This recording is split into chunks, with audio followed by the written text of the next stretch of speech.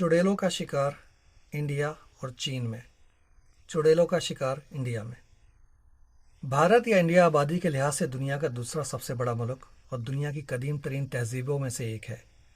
जहां इस मुल्क ने बुद्धा जैसे लोग पैदा किए जिन्हें दुनिया के अजीम तरीन लोगों में से एक समझा जाता है, वहीं दुनिया के कई अमन पसंद मजहबों को भी जन्म दिया। जहां एक तरफ भारत के मजहब में जानवरों तक को मारने की ममानत है, वहीं लोगों को आला और जलील दर्जों में तकसीम करने और उनसे गुलामों से बदतर सलूक करने, लड़कियों को पैदाइश से पहले मारने और जहेज न लाने पर कत्ल करने में इसका शुमार दुनिया के बदतरीन ममालिक में होता है। इंडिया में उन लोगों की तादाद दुनिया में सबसे ज़्यादा है जिनकी हालत आज के दौर में गुलामों की तरह है। दूसरे नंबर पर चाइना और तीसरे नंबर पर पाकिस्तान है, ग्लोबल स्लेवरी इंडेक्स की 2013 रिपोर्ट के मुताबिक। चुड़ैलों का शिकार भारत के गांव में। यह कुछ ही अरसे पहले की बात है। भारत के सूबे उत्तर प्रदेश में एक गांव के कुछ अफराद ने हमला करके एक भेड़िए के 2 बच्चों को ख़त्म कर दिया क्योंकि भेड़ियों ने उनके कुछ जानवरों को खा लिया था। इस वाक़ये के फ़ौरन बाद ही से आसपास के गांव के तकरीबन 65 बच्चों पर किसी नामालूम मखलूक ने हमला किया।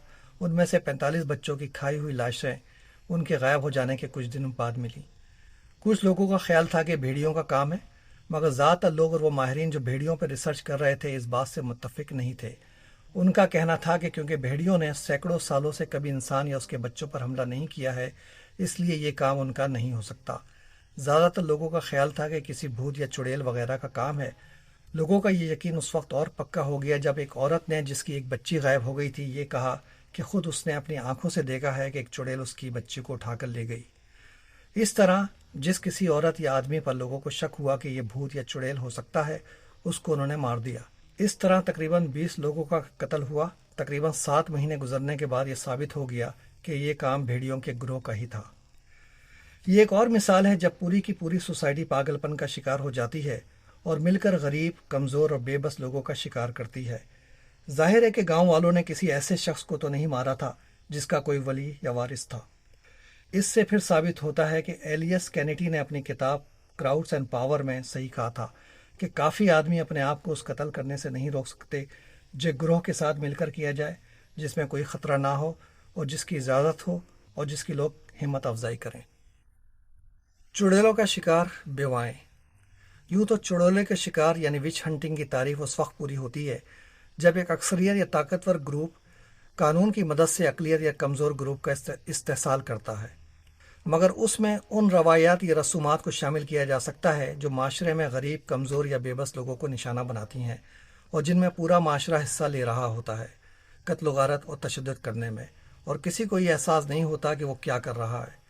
इंडिया में सत्ती की रस्म या प्रैक्टिस भी उन्हीं रसूमात में आती है जो वहाँ सैकड़ों साल जारी रही और कुछ पसमानदा इलाकों में शायद अब भी जारी है, जिसने लाखों औरतों को अपने मुर्दा शौहरों के साथ जलने पर मजबूर किया, अपनी मर्जी से और अपनी मर्जी के खिलाफ। उस मजबूर बेबस औरत को खुद उसके माँ बाप, बहन भाई और दूसरे रिश्तेदारों ने और उसके ससुराल वालों ने अपनी आंखों के सामने जलते देखा और उस बेचारी की हिम्मत अफजाई की उस अमल में हिस्सा लेने की, और उसके अपने घर वालों और माशरे ने उन औरतों की ज़िंदगी जहन्नम बना दी जिन्होंने अपने शौहर के साथ जलकर मरने से इनकार किया। ये एक बेवा के लिए इज्जत यानी आनर की बात समझी जाती थी अगर वो भी अपने शौहर के साथ जलकर मर जाए, वरना वो बेगैरत और मनहूस थी माशरे की नज़रों में। सत्ती की रस्म की तारीख 4 सदी कबले मसीह तक जाती है, यानी हज़रत ईसा की पैदाइश से 400 साल पहले तक। ये रस्म 10 से 12 सदी ईस्वी के दरमियान ज़्यादा मशहूर थी। इसको बरतानिया राज ने 1829 में कानून के ख़िलाफ़ करार दिया उन इलाकों में जहाँ उनकी हुकूमत थी। फिर इस पर पाबंदी लगाई गई 1861 में पूरे इंडिया पर। यूँ तो सत्ती की रस्म का बुनियादी गढ़ इंडिया ही रहा है, मगर इस किस्म की रसूमात दुनिया के दूसरे माशरों में भी पाई गई हैं जहाँ शौहर की लाश के साथ जल कर मरना बेवा के लिए इज्जत यानी आनर की बात रही है। यूँ तो बेवा औरत की अपनी मर्जी थी अगर वो सत्ती में हिस्सा लेना चाहे, मगर कुछ मामलों में औरतों को ज़बरदस्ती भी जला दिया जाता था। पूरा माशरा, खासकर बेवा के अपने घर वाले, ये तवक्का करते थे कि वो बेवा सत्ती में जलकर उनकी इज्जत बढ़ाएगी। इस तरह उस बेवा पर उस वक्त ये प्रेशर या दबाव होता था जब अंदर से बिल्कुल टूटी हुई होती थी अपने जीवन साथी की मौत की वजह से। कुछ मामलों में औरत के पाँव को बांध दिया जाता था ताकि वो आग जलने के बाद भाग कर निकल ना सके, और उसको वापस ढकेल दिया जाता था अगर वो आग से बाहर निकलने की कोशिश करे या उसके सर पे लकड़ी वगैरह मार कर या उसको नशा पिलाकर नीम बेहोश कर दिया जाता था। इस अमल के दौरान यानी जब वो औरत जल रही होती थी, तमाम घर और इलाके के लोग, खासतौर पे हिंदू मज़हब के लीडर्स यानी मंदिर के लोग ज़ोर ज़ोर से ढोल वगैरह पीट रहे होते थे और बुलंद आवाज़ में गा रहे होते थे ताकि ये अमल पूरा हो जाए और कोई उस बेवा की मदद के लिए आवाज़ नहीं सुन सके अगर वो आग से वापस आना चाहे। क्या कहूँ दोस्तों, यहाँ अजीब फ़िलासफ़र थॉमस हॉब्स की बात याद आ रही है कि इंसान तकरीबन एक शैतान यानी ईवल ही है, और उसने ये बात किसी जालिम जाबिर या कातिल के लिए नहीं की है, ये आम और तमाम लोगों के लिए कही है। जब इंसान की आंखों पर पर्दा पड़ जाए तो उसको कुछ नज़र नहीं आता कत्ल गारत या तशद्दुद करते वक्त, चाहे ये पर्दा मज़हब का, कौमियत का या नस्ल का हो, या लालच या खुदगर्जी या दौलत व ताकत के नशे का, चाहे वो गैर हों जिनको वो कत्ल करता है या उसके अपने। जब उस पर शैतानी जुनून हावी हो जाए तो उसे कुछ नज़र नहीं आता। चुड़ैलों का शिकार, जहेज ना लाने वाली चुड़ैल। इंडिया दुनिया का वो मुल्क है जहां सबसे ज़्यादा औरतों को कत्ल किया जाता है जहेज ना लाने पर या तवक्कुह के मुताबिक जहेज ना लाने पर। National crime record of India के मुताबिक हर साल 6 से 7 हज़ार मौत होती हैं जिनका ताल्लुक जहेज से होता है। इसके अलावा 43 से 50 हज़ार जहनी और जिस्मानी तशद्दुद के वाक़यात हुए हैं 4 साल में, 1999 से 2003 तक, जिनका ताल्लुक जहेज ना लाने से था। एक मासूम और कमज़ोर और बेबस औरत को जो अपना घर छोड़कर एक दूसरे घर में जाती है, कौन मारता है या उस पर तशद्दुद कौन करता है? कोई जाबिर या जालिम शख्स नहीं, दूल्हा की माँ, बाप, बहन, भाई और दूसरे रिश्तेदार उसको मजबूर कर देते हैं कि या तो वो खुदकशी कर ले या फिर उसको आम तौर पर बावर्ची खाने में आग जलाकर मार दिया जाता है। अब इस बात से किसको दिलचस्पी है कि वो ये साबित करे कि उसे कत्ल किया गया था या उसने खुदकशी की है, जब उसका अपना ख़ानदान मुलव्विस हो उसके कत्ल में। उस दुल्हन के घर वाले यानी वालिदैन और बहन भाई अपने घर आने वाली दुल्हन के साथ भी यही सलूक करते हैं। चुनाचे एक पूरे माशरे की हिमायत यानी सपोर्ट के साथ चुड़ैलों के शिकार यानी विच हंटिंग का अमल जारी है इंडिया में आज की तारीख में। एक और मिसाल जब एक आम इंसान शैतानी अमल में मसरूफ़ होता है बगैर किसी एहसास के। चुड़ैलों का शिकार लड़कियां पैदाइश से पहले और बाद, फीमेल फेटिसाइड और फीमेल इनफेंटिसाइड। जिस्मानी या जहनी माजूर बच्चों और ख़ासकर बच्चियों को पैदाइश के बाद कत्ल करने का अमल की तारीख बहुत पुरानी है और ये अमल दुनिया के काफ़ी हिस्सों में होता आया है और अब तक हो रहा है। 200 BC में यूनान में यह अमल इतना आम था कि यह अंदाज़ा किया जाता है कि तकरीबन 99% ख़ानदान इस अमल में मुलव्विस थे, क्योंकि सिर्फ 1% ख़ानदानों के पास 2 लड़कियां थीं, जबकि कुदरती तौर पर ऐसा नहीं होता। इस तरह इंडिया में भी हिंदुओं के अकायद और रिजिड कैस्ट सिस्टम की वजह से यह अमल सदियों से जारी है। जब पहली दफ़ा 19वीं सदी में डेमोग्राफिक स्टैटिस्टिक्स जमा की गई तो ये मालूम चला कि कई गांव में कोई लड़की नहीं थी और दूसरे गांव में लड़कियों की तादाद लड़कों के मुकाबले में बहुत कम थी, जो उसी वक्त मुमकिन है जब वालिदैन अपनी बच्चियों को कत्ल कर रहे हों पैदाइश के बाद। जहां माँ की ममता और बाप की मोहब्बत से किसी को कोई इनकार नहीं है, वहाँ इस बात के भी लाखों सबूत या वाक़यात मौजूद हैं कि वालिदैन अपनी बच्चियों को खुद मार देते हैं अगर वो उन माशरों में रह रहे हों जहाँ बच्चियों की कदर कीमत यानी वैल्यू कम हो या जहाँ लड़कियाँ उनके लिए बोझ या जिल्लत का बाइस हों। CBN न्यूज़ की जुलाई 2012 की एक रिपोर्ट के मुताबिक इंडिया में 7,000 लड़कियों को हर दिन कत्ल किया जाता है और यूनाइटेड नेशन ने लड़कियों के लिए यानी बेबी गर्ल्स के लिए इंडिया को दुनिया की सबसे ख़तरनाक जगह करार दिया है। पुराने ज़माने में बच्चियों को पैदा होने के बाद कत्ल किया जाता था, मगर अब टेक्नोलॉजी को इस्तेमाल करते हुए ये पता लगाया जा सकता है कि पैदा होने वाला बच्चा लड़की होगा या लड़का। चुनाचे वालिदैन एबॉर्शन के ज़रिए फीमेल फीटस को मार देते हैं। इस तरह हर साल तकरीबन 1 मिलियन या इससे ज़्यादा बच्चियों को कत्ल कर दिया जाता है इससे पहले कि वो पैदा हों। ये अमल अब मुमकिन भी है और माशरे में कबूल भी किया जाता है।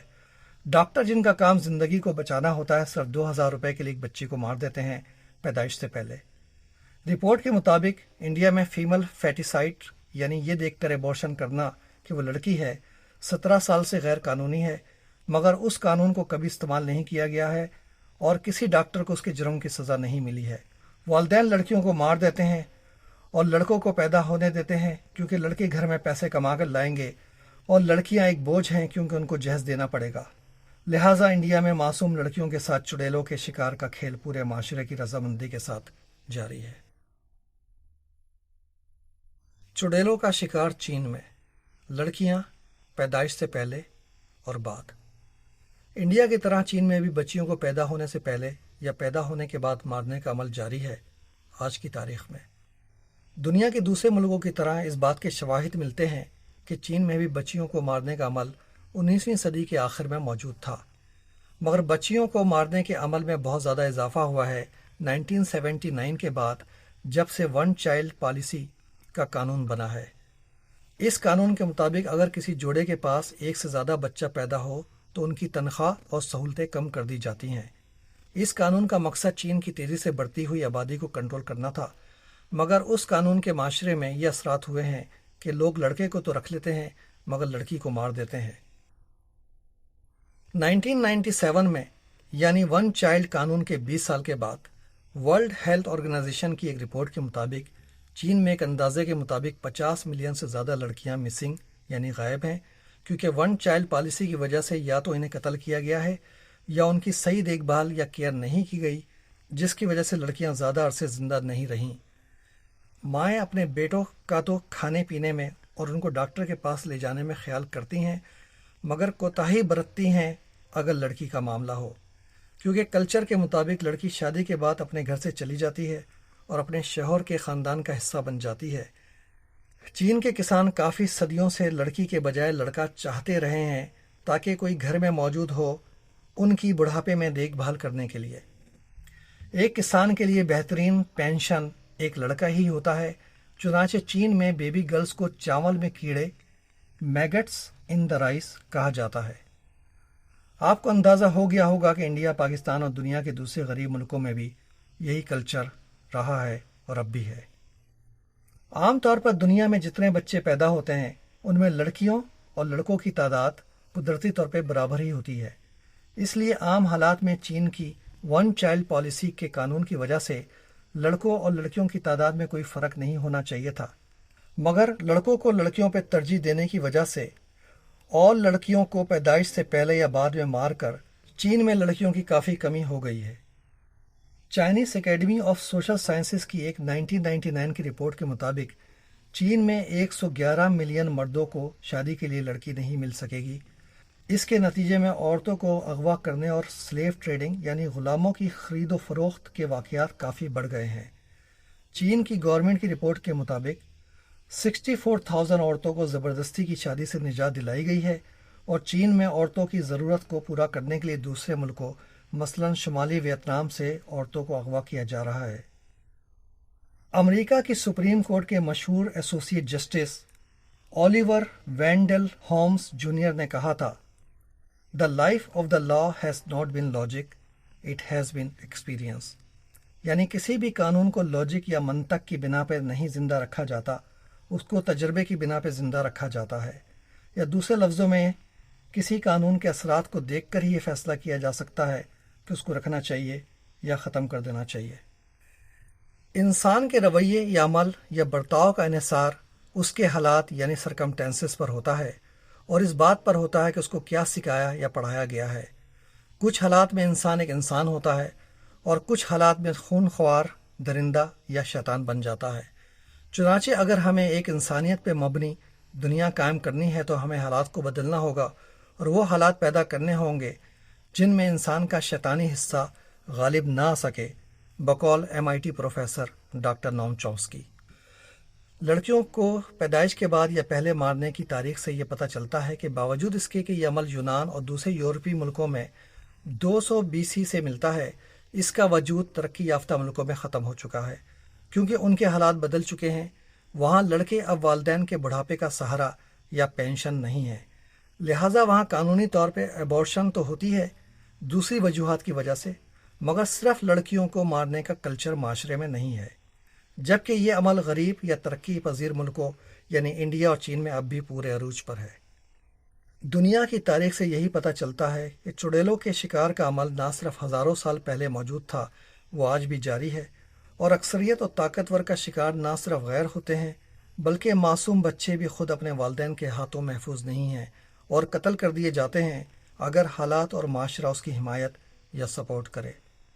تو چاہے کوئی ہندو ہو، مسیحی، مسلمان یا خدا یا مذہب کو نہیں مانتا ہو جیسا کہ چین کے لوگ، سب سے پہلے انسان خود اپنی فطرت اور اپنے بنائے ہوئے معاشرے کا غلام ہی ہوتا ہے۔ ہر کام وہ اپنی فطرت اور حالات کے مطابق ہی کرتا ہے، کبھی رسم و رواج کے نام پہ اور کبھی مذہب کے نام پہ، اور نہ مذہب اس کی فطرت کو بدلتا ہے اور نہ خدا کا خوف۔ اپنے اگلے اور غالباً اس سیریز کے آخری لیکچر میں ہم چڑیلوں کا شکار پاکستان میں کا ذکر کریں گے۔ ذرا دل تھام کے بیٹھو کہ اب آپ کی باری آئی۔